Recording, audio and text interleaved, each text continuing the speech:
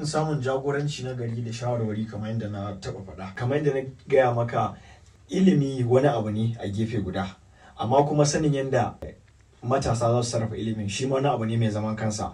Ana samun mutane yanzu waɗanda zaka ga sun gama sakandare, sun ma je jami'a, sun karanta digiri a wani kwas, kai wani lokaci ma sai ga darajar da sun gama da shi yana da ƙarfi, amma ka tambaye su shin me za ku yi, me kake so kai da ma digiri, za ga ya gama wallahi bai san me zai ba.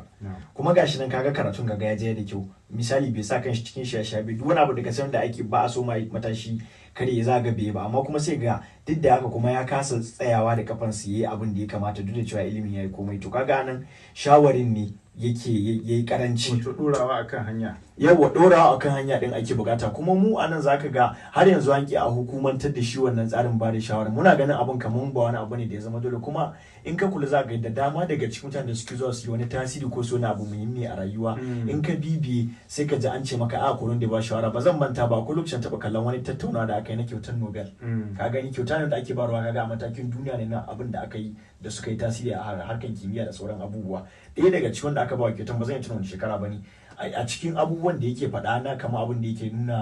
nuna abin nan kaman godiyansa, yace shi yace yana da abin da ake cewa mentor, nuna wani ba shi shawara,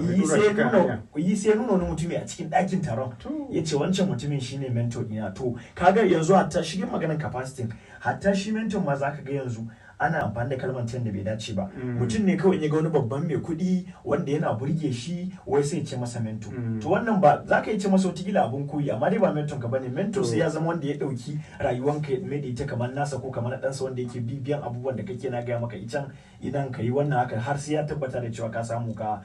cimma wani muhimmin abu.